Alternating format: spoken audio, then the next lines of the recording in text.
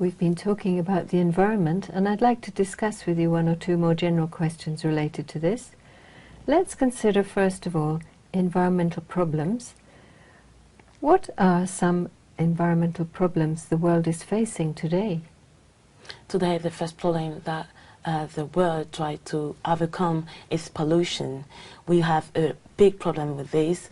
I think it's the model of consumption, for example, cars. We have some problem with in Asia, like with a lot of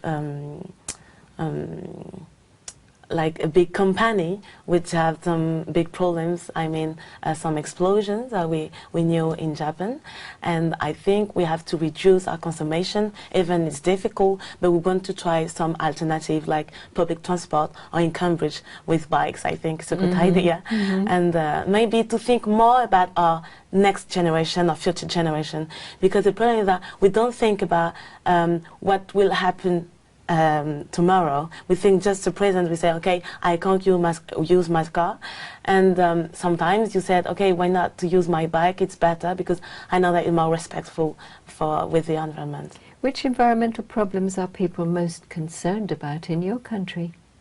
In my country, maybe it's smoking. I think a lot of French people smoke a lot, and they try to face up against this problem, and we have a lot of regulation about that.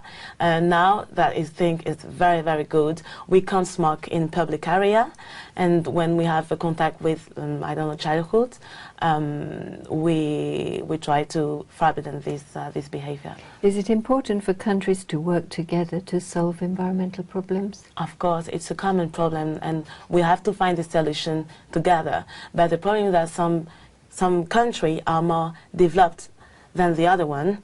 So, for example, when I think about United States, they used to develop their industry with some very, very bad things, and now they ask to the developed country to reduce their consumption rather than not developed. So I think it's not equal for them. So that's why it's a problem. And now I know that in France we will have a big meeting, COP21, COP21, and I think I hope that they will find a solution for that. Yes. Let's talk about responsibility for the environment now.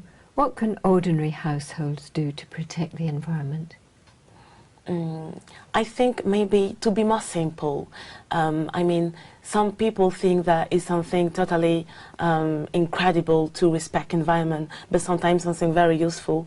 I know, for example, try recycle your rubbish, something like this, or to switch off the light when you don't use it. To be more sensible about it, and don't think that it's only government that they have to change their behavior. I think all people have to be concerned. It's not because the government have to take their own responsibility that we have to wait about them. We can do that and behave now. Do you think it's an individual's responsibility to look after the environment? Or should the government make regulations about this? I think it's something totally complementary. I mean, the government take decisions for us, but we have to apply them. So it's, I think it's two ways. We have individuals that they have to follow their behavior, a respectful behavior about environment, and as well we have the government that they have to improve this kind of behavior. And how do you think they can do that? For example, when I compare France and England, in France we don't have anything to use our bike. Whereas in Cambridge, government improved this kind of behavior. So inconsciently you said, okay, now I know that in my country we have some possibilities to use our bike, so I use my bike. But I don't know that French people can think about that because they don't have the opportunity to do that. And how can companies be encouraged to do the right thing for the environment? Maybe to show the best example. So, for example, some advertisement, instead of to say, okay, throw away when you don't use it and buy again and again, you said, okay, maybe I want to throw away these clothes and I will give to another people who want these clothes, maybe to be more responsible and more like a solidarity, a common solidarity.